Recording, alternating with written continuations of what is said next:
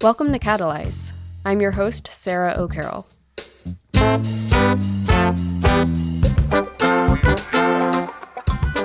Today's guests are Sam Lowe from the class of 20, Scott Diekema from the class of 19, Nicholas Byrne from the class of 19, and Jonny Huang from the class of 24.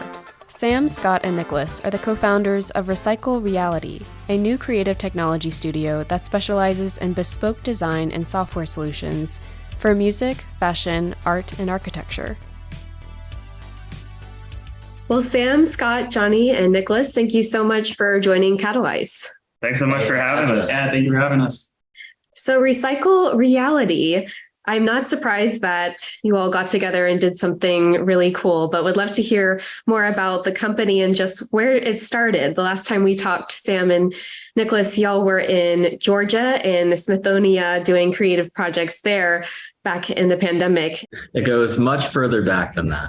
Oh, okay. I think we don't really have a clean start, I guess. It really emerged out of kind of a network of creative collaborations that I don't know when you two started making like music and stuff together, but yeah, like junior year, I think. So Nicholas's senior year was when we really were digging into things. Yeah. So Nicholas and I met in 2018. We both spent that summer, our Morehead internships were in Los Angeles and we lived in a house together. And that was kind of when we started doing like freelance creative work together in media and entertainment. Through Nicholas's internship at Red Bull, we both worked as production assistants at Lollapalooza, a big music festival that summer. And that was like a foray into some of this for me, at least. Our senior year, 2018 to 2019, or my senior year, was when we got into office hours, which was kind of Nicholas's like big, I guess, thesis project is the best way to put it. It was like an independent study you were doing at UNC. And that was at that point, I was like I'd been really focused on the meantime for my first 3 years. And then I was on the board at that point, I think, and had freed up a bunch of extracurricular time and kind of dove into this with Nicholas. And Sam was also there and familiar, like played a part in that as well, in terms of our like early thinking about the video synthesizers and TVs and everything that we were getting into.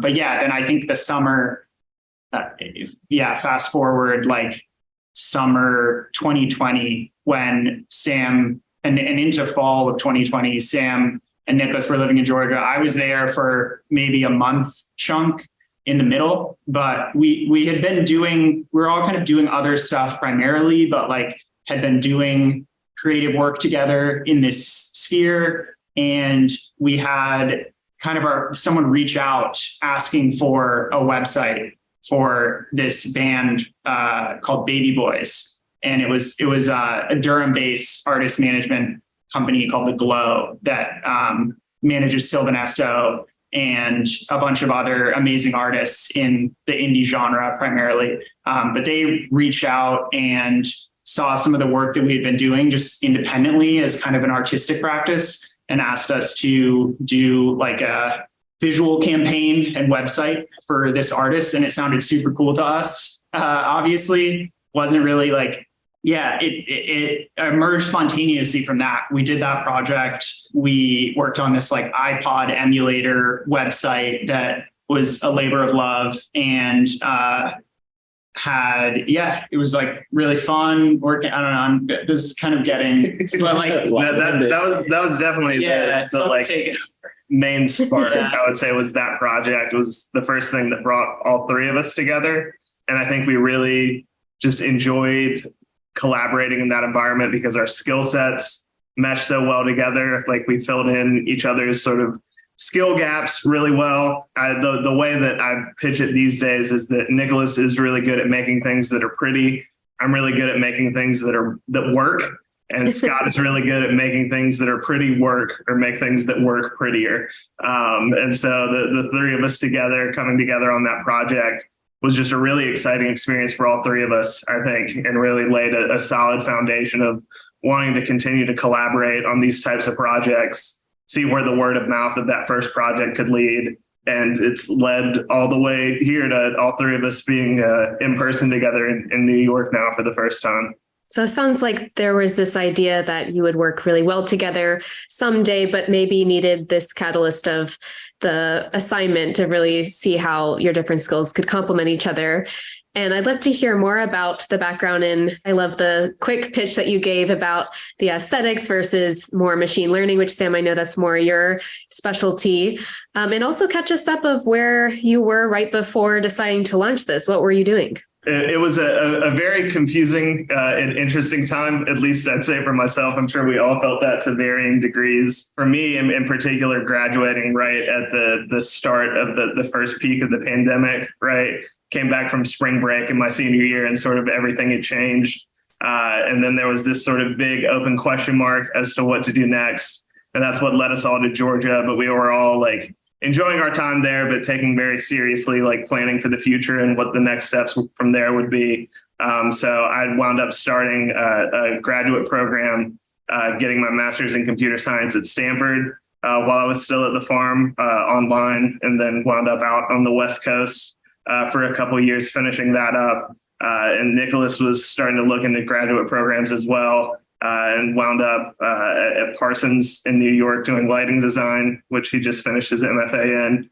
Congratulations. Thanks. Yeah, just a couple of months ago. And so that was sort of the last hurdle for us to clear, for us all to have free calendars and the free time to be able to really dive in deep on recycleReality and see what we can turn this into. And I think also what has kind of characterized our work together from the start and our client work in general is that we do a lot of learning on the job, where it's like, okay, like maybe we haven't done this exact type of project before, but it sits somewhere in the middle of our skill sets and it's something that we want to learn to do.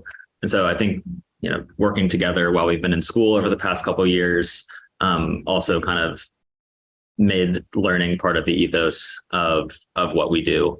And so I think that we are still, figuring out what we're going to do next, and are trying new projects and landing new client gigs and that kind of thing. So it's been great, and it's really wonderful to be together in person for the first time, because we've been working together for years. But now it's like we're able to focus in a different way, and it feels like we have kind of a fresh start, even though we've been working together for a while. And you also have Jonny with you. I'd love to hear how you heard about this and what you've been working on with recycleReality this summer. So it's a funny story. I actually remember coming into Carolina freshman year and reading about their U-Haul journey on the Morehead website. And like, that was my first introduction to them. Obviously, they all graduated before I first got there in 2020. But I was just looking for internships for this summer. I knew I wanted to do something more tech driven, maybe like software engineering, web development, something in those areas. So I did what a lot of people do, and I turned to the Morehead-Cain network and scrolled through the current job postings. And I found recycleReality's posting, and it brought me back to like seeing them freshman year. And I'm like, whoa. Now they've started like a business together, and they're wanting an intern. And I kind of saw the job description, was looking for someone who had experience in tech, like computer science, majoring in computer science. And it seemed really interesting. I checked out their website and a lot of their projects that they have in their blog, and I was just really intrigued. So I applied, and we had a couple interviews. Really not even interviews, just like we were just talking on the phone, getting to know each other and see if it was a good fit. And now that I'm here, I can gladly say that it's been an amazing summer, and it's been a really good time, really good fit. That's great. I love that you came across their first Catalyze podcast that turned into an internship so many years later. So that's great to hear that. recycleReality is a little hard to understand for someone who might not be used to the creative technology space. It sounds really neat, the kinds of experiences that you create for different clients, but maybe a way of getting at the kind of expertise you all bring, can you share about some current projects, as well as maybe some of the ad campaigns that were recognized by Amazon Music and overall murals? So really exciting. The past few months, I've been working pretty much full time on an experience, the first version of which released just a couple of weeks ago. It's for a new sort of spin-off label of the Glow management called Psychic Hotline. And one of their big first releases is a collaborative audio-visual album. There are a sequence of tracks named after the letters of the alphabet in pairs. So there's 13 tracks, A, B through Y, Z. And there is artwork that goes with each of the tracks. And we've been working on a in-browser, but also VR experience for that, to build sort of a virtual gallery that people can go through and explore the art and the music in tandem, and really try and take advantage of those mediums to present the art in ways that you can't do elsewhere, because they already have plans for like a physical album release that's like on vinyl and comes with a printed copy of all the art and things like that. So we were trying to really take that core concept and stretch it as far as possible. So in the version that just released, it's for the first single CD. You find yourself in a hallway, and at either end there's a painting. And I was sort of inspired by the old video game, the Super Mario game for the Nintendo 64, where you go through all these different paintings and you wind up in different worlds that are the actual levels of the game. So when you get close to the painting, the sort of world around you fades away and you find yourself in sort of a black void with paintings on either side. And things start to grow out from behind the paintings on the walls. Floating pieces of the paintings start flying through the sky in front of you, and really sort of try and elevate the fundamental pieces of visual art and audio that we were given from the artist team to try and expand that in new directions. So the VR project sort of has its roots in a lot of the graduate work that I was doing at Stanford. So I was in the CS department, but I spent a lot of time at the Center for Computer Research in Music and Acoustics. Funnily enough, my first experience with that center, which it's called Karma for short, was a Discovery Fund project my freshman year. I did a couple of workshops out there over the summer and was really inspired by the way that they sort of combine computers and technology with music, and took a lot of classes there while I was a student, and did some VR research at the time as well. And so that sort of led directly into giving me sort of the foundation to do this new project. It sounds so immersive and really neat that you can pull in things that you might not think would work well together, but create really cool visuals. And Nicholas, would love to hear if your music has played a part, or if it's more about the lighting design that you've been working on up in New York City. I mean, music is in common on all of our projects, essentially, or most of our projects. A lot of them are making visuals for album releases in some way. Maybe it's video content, advertising content, websites, or VR experiences now. So I think that, I mean, music is a huge part of my life and influences how I do work. Making my graduate thesis was about pairing visual and visual information and music, and how our brain understands those things, and how can you use both of those components to make an experience interesting. So yeah, I've been doing also some lighting design in New York, doing lights at venues for different artists, and also designing a light fixture. So you can see this thing actually in the top right corner of the screen, the black box, the light box that I designed, and we can send you some photos of what it looks like when it's lit up, but it responds to musical inputs. I use light and color to inspire like my music making process. And I think that, you know, you can use music to inspire your visual process as well. So yeah, it's interesting. We're currently looking into getting this. So this is a prototype of this light box, but we're looking into getting it fabricated somewhere in New York and trying to sell a kind of art piece currently, and developing a software that could control the lights as well and integrate with music is a goal of ours in the future. And we're also working on building a smaller miniature version of it that we can 3D print in our studio ourselves. And so that's something that Jonny's also been working on this summer, is learning how to program some LEDs with Raspberry Pis. So he had some experience with that before he came this summer, building an electronic skateboard.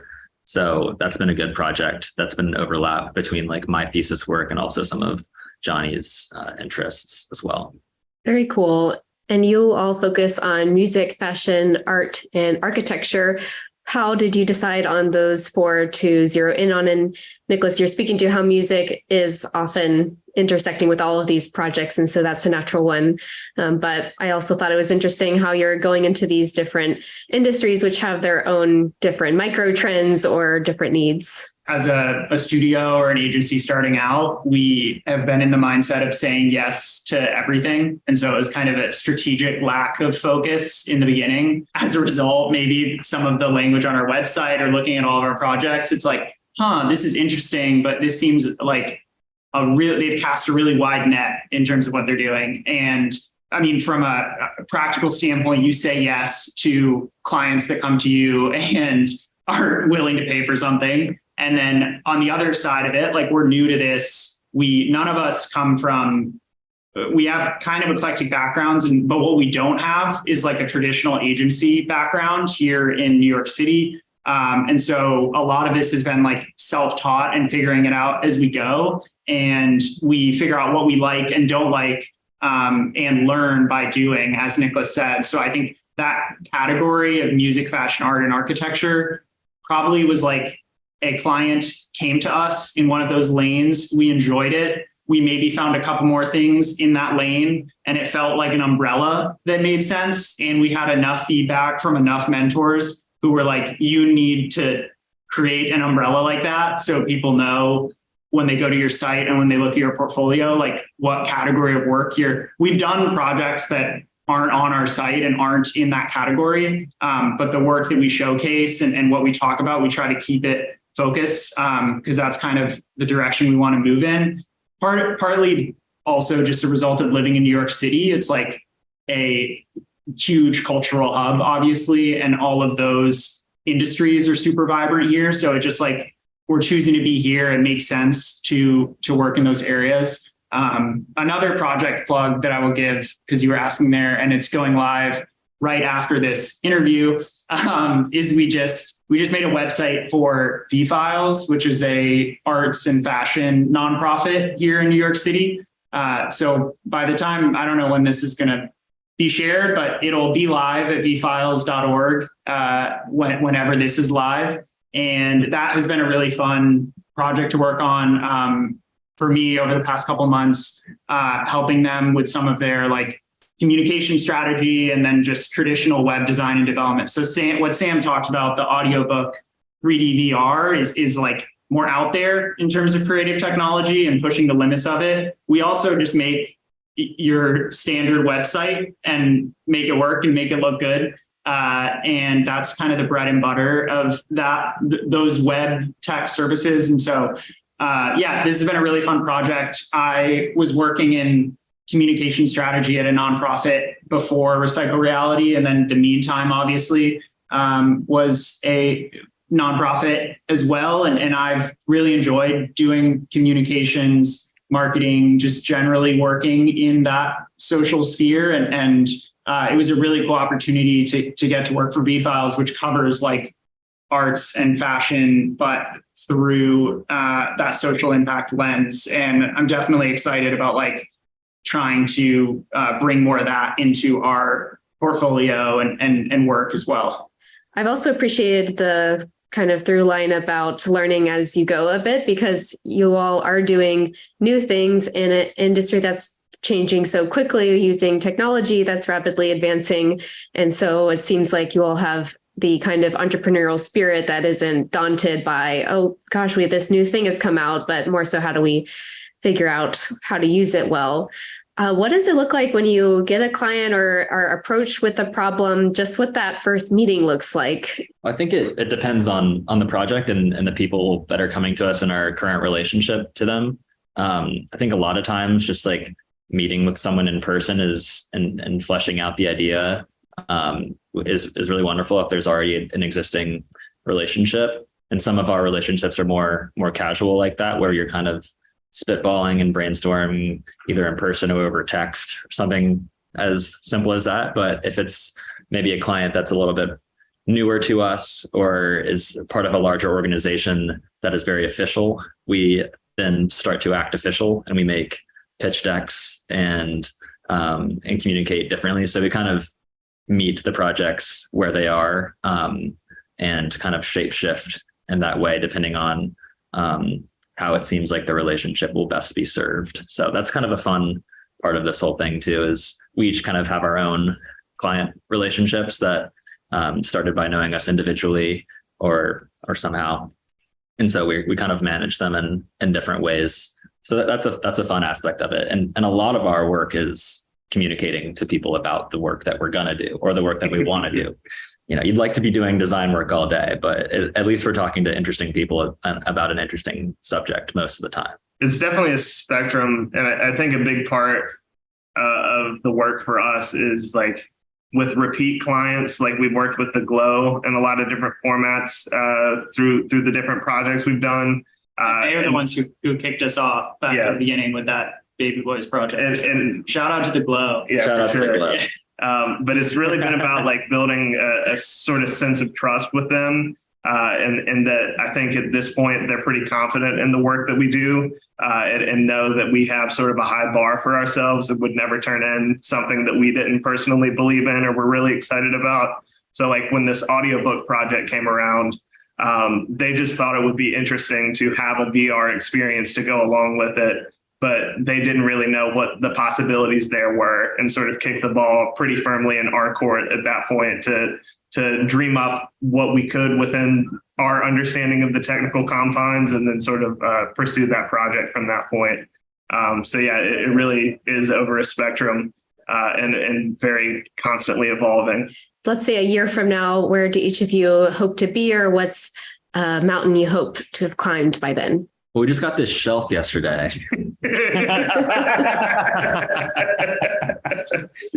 What does the shelf do? Well, so now we're starting our library. And I think that like we're kind of starting to do all the things that we wanted to always do, like literally starting like yesterday with this shelf in some sense is like starting to like have all of our equipment set up so that we can use it at any point in time, and like feeling like we have a really functioning studio, I think is a great goal for the next year for us, as far as like the work we're able to produce on a regular basis.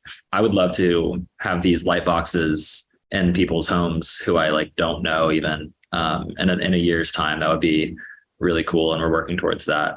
But yeah, we're also just like, taking baby steps and getting comfortable where we are and kind of settling into running this business.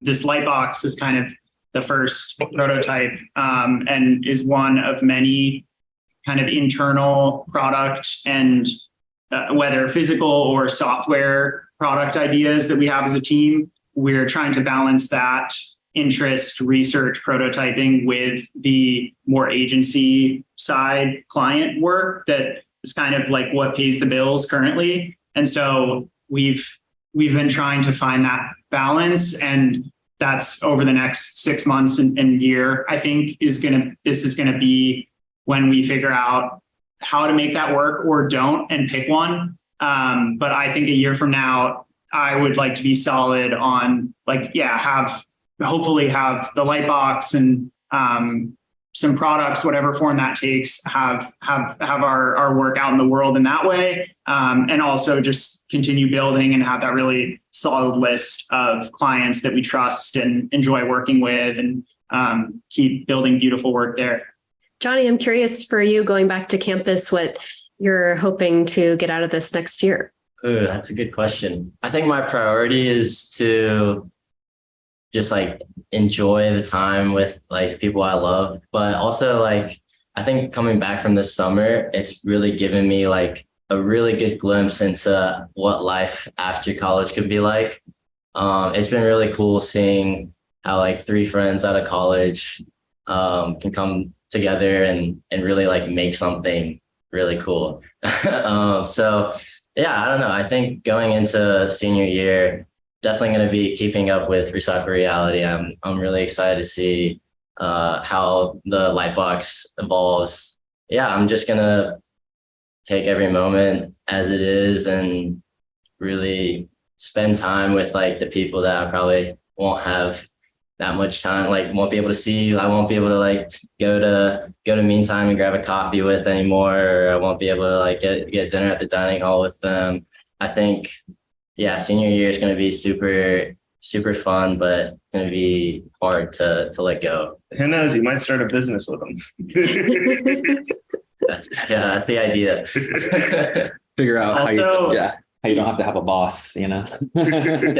You become your boss, though. That's what the other shit. I was just going to say a quick shout out to Jonny. He's been just the best intern and team member that we could imagine this summer. That's been a really useful exercise for us too, is like, we work with a big network of collaborators, but like it's been us three as the core team for a while now. And so it was like a really helpful exercise to add Jonny to the mix. And yeah, he just like fit right in and worked on some great stuff together and was here for such a pivotal point of like us moving into this studio and getting our shelf yesterday, as Nicholas said. But no, so yeah, thank you, Jonny. Yeah, it's been awesome. It's been awesome. And like, I think the biggest thing I'll take from this summer is just like that yes mentality and always willing to like try new things and be open-minded. Like one of my favorite stories from the summer, experiences in the summer, has been going over to New York to set up a lighting design rigging for an event there. And that was something that like I never thought that I'd be doing, and something that like, you know, I never expected to do during this internship, but it ended up being one of the coolest experiences of my time here. And I learned a lot about lighting design from Nicholas, learned how to drive a scissor lift, met a lot of really, really cool people, especially like Nicholas' friends from Parsons. That's probably like the biggest takeaway from this summer, is just like, be open. You never know what, you know, an opportunity might give you. Great perspective going into senior year for sure. Is there anything you'd want to share to all of you for the Morehead-Cain alumni community? Because this podcast is for primarily Morehead-Cains. And so any ways that you might want to collaborate with alumni or be supported in any way? We do embrace that yes mentality in our work and are always excited to sort of broaden our horizons and the kind of things that we do. And our email inbox is always open. If you have an off-the-wall idea for a cool media project and you need a crack team of engineers to hop on it, that we would be more than happy to connect, or even just connect to talk about this sort of shared world that we find ourselves in more broadly. So we definitely would love to get that message out there. So if anyone needs some bespoke design or software solutions, to reach out to you all. Is there anything I didn't ask you that you'd want to share? One thing that I sort of missed my opportunity to sort of touch on earlier in talking about sort of embracing the learning process in our work and always sort of reevaluating the tool set that we use to approach a project. I know you mentioned the Amazon mural project in one of the questions, and I think that's a really good example. Because the sort of backdrop for that mural that we designed for this project with Amazon Music and Breland, the artist who was being highlighted in that project, was to generate a backdrop with what at the time were the latest AI models for visual generations, which were generative adversarial networks. And so we had to train our own model that we had gotten off the shelf that could produce impressionist landscapes. And I retrained it solely on city skyscrapers. And it got caught in this sort of weird middle zone between those two things and gave us this sort of really surreal landscape pictures that we could stitch together into the mural. And then here we are now, not even 2 years out from that project. And that approach is completely outmoded by things like stable diffusion.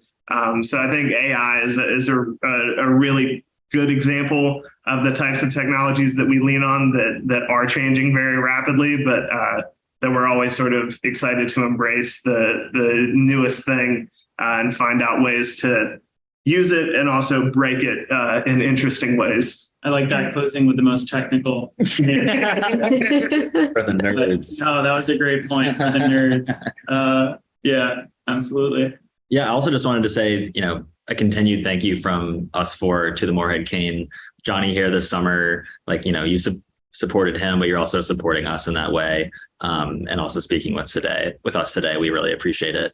And are excited to continue to be part of this network of people. Yeah, obviously means a lot to us. Thank you so much. And it's cool too, Scott, that, students go to Meantime still, hundreds, if not thousands a day. So it must be cool to hear those stories as well. Yeah, no, it's amazing. The people that followed me are such amazing teams have followed since I left. And it's really kudos to them.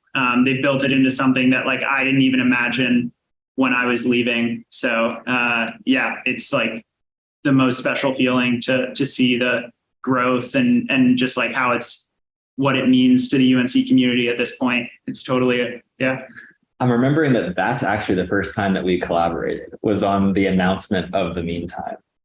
We made a promotional video that we filmed in the top floor bathroom of the Campus Y. That should have been the opener. It was so long ago. It was literally probably 2016 or 2015 or something like that. Yeah, I can send it to you, but that's so true that the original promo ad for the Meantime was our first collaboration. Yeah.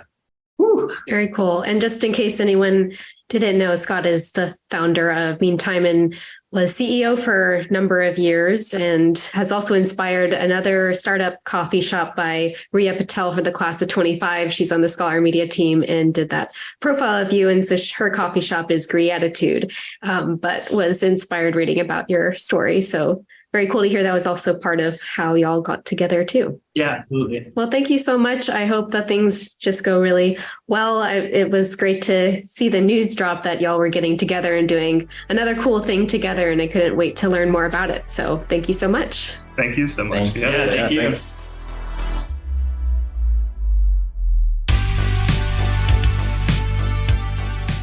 Thank you for listening to Catalyze. I'm your host, Sarah O'Carroll, and that was Sam Lowe, Scott Diekema, Nicholas Byrne, and Jonny Huang.